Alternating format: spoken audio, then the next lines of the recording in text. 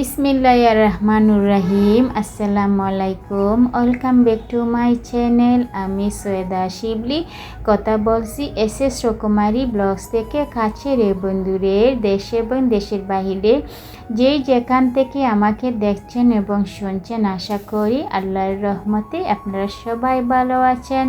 আমরা আলহামদুলিল্লাহ আল্লাহর রহমতে ভালো আছি। আজও একটা নতুন দিনে নতুন একটা ব্লগস নিয়ে হাজির হয়েছি।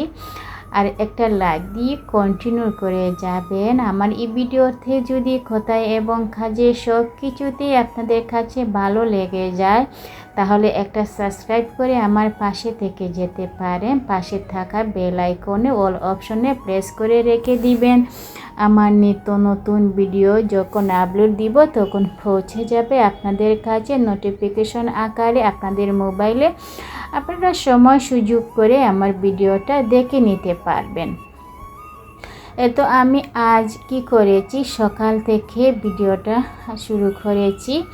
আমি ঘুম থেকে উঠে আগে কি করলাম, সব কিছু আমি রান্নার জন্য যাগুলো আছে আমি ভিজিয়ে রেখে দিয়েছি। আমি তো ব্লগে দেখেছিলাম যে আমি আরেকটা ব্লগে দেখিয়েছিলাম আমি ঘুম থেকে উঠেই আমি কিন্তু আমার যে রান্না টান্না করবো, মাংস বলেন মাছ বলেন, সেটা আমি আগে ভিজিয়ে রেখে দিই, ঠিক আছে। আর আমি আজকে কি করলাম, সকালে ঘুম থেকে উঠে এগুলো ভিজিয়ে তারপরে চলে আসলাম। আজকে আমার বাচ্চাদের ছেলেদের রুমটা গুছাবো।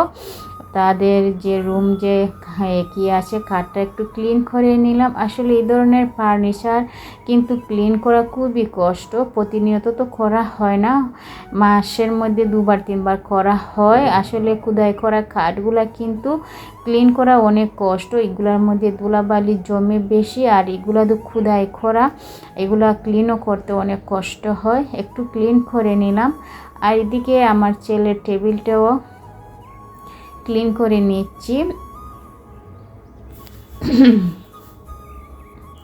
এত উপরে কি প্রতিদিন এত ধুলাবালি আসে, আমার পাশে বিল্ডিংয়ের কাজ চলতেছে, এটার জন্য আরও বেশি ময়লা আসে, ধুলাবালিটা আসে।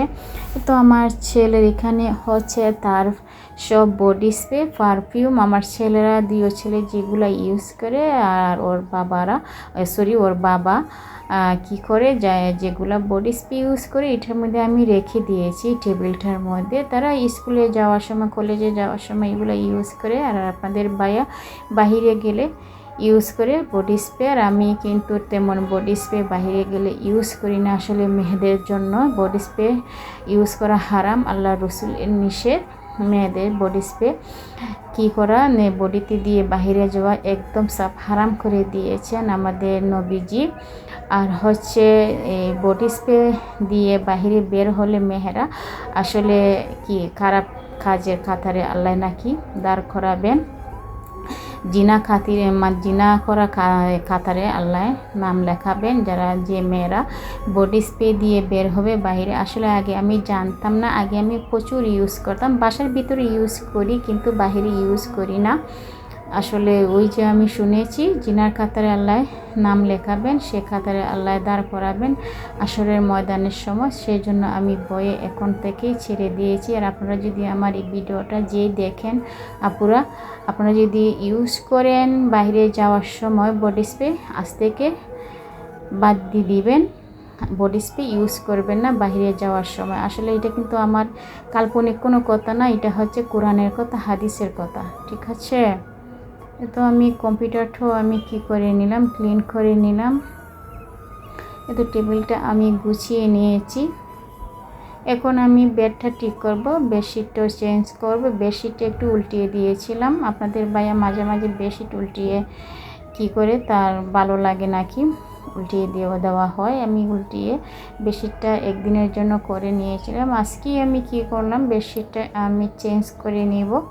ছেলেদের ছেলেরা ঘুমায়, আপনাদের ভাইও মাঝে মাঝে ঘুমায়।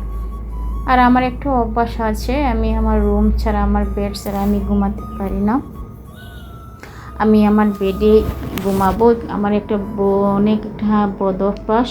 আমি আমার বিছানা ছাড়া আমি শুতে পারি না। তো এখন বেডটা চেঞ্জ করে নিব।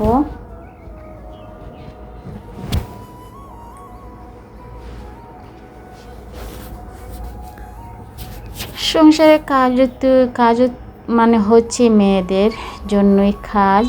আর কি বলবো, সংসারে উন্নতি করতে গেলে এভাবে কাজকর্ম করে যেতে হবে। আর আমাদের স্বামীদের যদি ইনকাম কম হলেও স্ত্রীকে ধৈর্য নিয়ে সংসার করতে হয়, তবেই সংসারে শান্তি আসে এবং উন্নতি আসে। মাঝে মাঝে অনেকে দেখবেন বিলাসিতা ব্যয়বহুল জীবন খুবই পছন্দ করে। আসলে আমি বিলাসিতা ব্যয়বহুল জীবন তেমন পছন্দ করি না, যেটা দরকার সেটা করে থাকি। বিশ্বাস করবেন, আমি মাঝে মাঝে কি করি, আমার কিন্তু এত হামুড়ি কোনো কিছুই নেই আমার মধ্যে।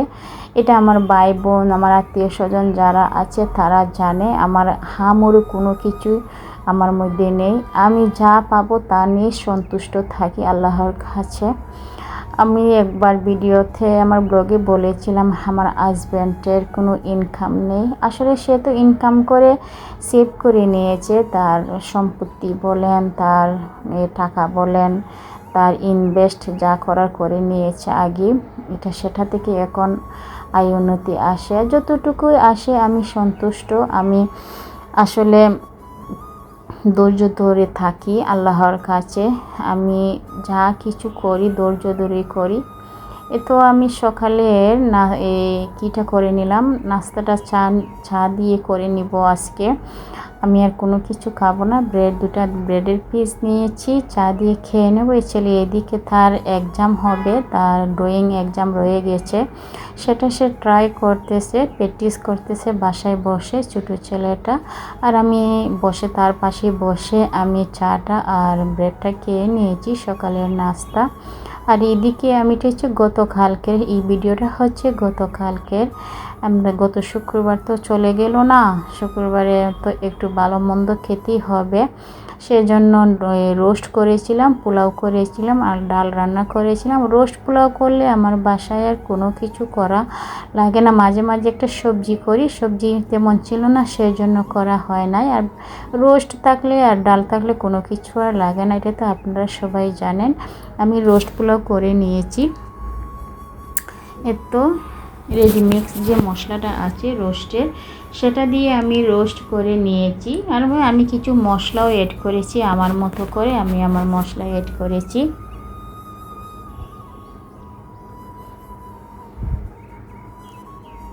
আমি যেভাবে আমি রোস্টটা বানাই, মাঝে মাঝে স্পেশাল করে করি অনেক কিছু মশলা টশলা দিয়ে।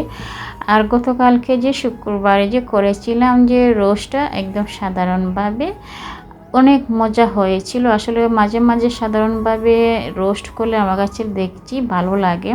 আর আমি কিন্তু রোস্টের মধ্যে দুধ বেশিরভাগ ইউজ করি, কোনো পানি ইউজ করি না, সেই জন্য আসলে কিন্তু এত মজা হয়।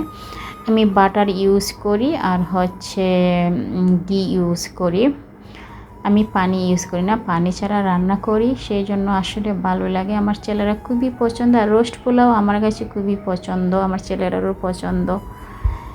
তো টক দই দিয়ে দিলাম এখন, তারপরে লিকুইড দুধ দিব।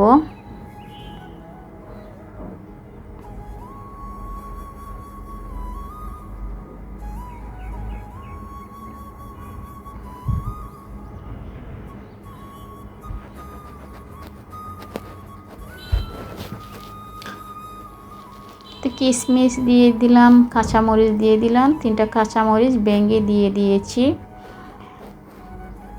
আজকে তো শনিবার আর কালকে তো শুক্রবার ছিল, ছেলেরা আসলে তারা নামাজে চলে গিয়েছিল, তার বাবা ছেলেরা তারা নামাজে চলে গিয়েছিল। আমি এদিকে রান্না টান্না শেষ করেছি গতকালকে। আর আজকে সকালের যে বেডশিটটা আমি চেঞ্জ করছি, এটা হচ্ছে আজকের ভিডিও। আমি 2টা দিনের ভিডিও এড করে আমি আপলোড করেছি। তো আমার রোস্টটা হয়ে গিয়েছে, অসম্ভব মজা হয়েছিল। আর ব্রয়লার মুরগি দিয়ে করেছি আমি সেই রোস্টটা।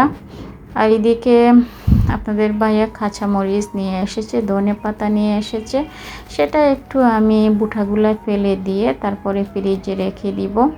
এভাবে বুটা ফেলে ফ্রিজে রেখে দিলে অনেক দিন থাকে, নর্মাল ফ্রিজে থাকে অনেক দিন। কোনো নষ্ট হয় না, হয়তো মাঝে মাঝে এক দুটা হয়তো নষ্ট হতে পারে না, তবে আমার কিন্তু কাঁচামরিচ নষ্ট হয় না। এভাবে রাখলে আমি অনেক দিন চলে যায়, নর্মাল ফ্রিজে রাখলে অনেক দিন চলে যায়। আসলে আমরা মেয়েরা সংসারে ধৈর্য ধরে সংসার করতে হয়। স্বামী যাই হোক না হোক, ইনকাম হোক না হোক, ইনকাম হলে কি না হলে কি, ধৈর্য ধরতে হবে, ধৈর্য ধরে সংসার করতে হবে, আল্লাহর উপরে ভরসা করতে হবে। দেখবে এক সময় না এক সময় হয়ে গেছে, মনে করেন ধৈর্য ধরে থাকলে, সংসার করলে আল্লাহ উন্নতি করেই দেন। আসলে এটা তো আল্লাহরও ইচ্ছা থাকতে হবে, আর নিজের ধৈর্য ধরতে হবে, আল্লাহকে ডাকতে হবে। আল্লাহকে ডাকলে আল্লাহ শুনেন। ধৈর্য ধরে যদি আমরা সংসারটা করি আর স্বামীর পাশে থাকি, তাহলে দেখবেন উন্নতি হবে, উন্নতি না হয়ে যাবে কোথায়। তো আমি ধনে পাতাটাও বেছে সুন্দর করে এভাবে আমি আজকে ধনে পাতাটা ধুয়ে পানি জড়িয়ে রাখলাম না, ক্লিন করে এমনি আমি রেখে দিচ্ছি। মাঝে মাঝে দেখা যাচ্ছে যে এভাবে রেখে দিই, আবার অনেক সময় দেখা যাচ্ছে যে ধনে পাতা ক্লিন করে ধুয়ে পানি জড়িয়ে তারপরে রেখে দিই। তো আমার ডালটা এদিকে রান্না করেছি, সেটা শেয়ার করলাম না। এখন হচ্ছে আমরা খেয়েছিলাম গতকালকে যে দুপুরের খাবারটা, আমি পোলাও করেছিলাম, পোলাওটা আর আপনাদের সাথে শেয়ার করা হয় নাই, এগুলো আর করলাম না। তো আমি সুন্দরভাবে একটু সাজিয়ে নিচ্ছি আমার প্লেটটা। আপনাদের বাইরে বলেছিলাম কি আনতে, লেবু আনতে, লেবু নাকি পায় নাই, সেজন্য কি আর করা, পেঁয়াজ আর হচ্ছে শসা দিয়ে আমি আজকে খেয়ে নেব। আজ এই পর্যন্তই। সবাই সুস্থ থাকবেন, ভালো থাকবেন। যারা যারা কমেন্ট করেন আমাকে, আপনাদেরকে অসংখ্য অসংখ্য ধন্যবাদ আমার আপুরা ভাইয়ারা। আল্লাহ হাফিজ, আসসালামু আলাইকুম।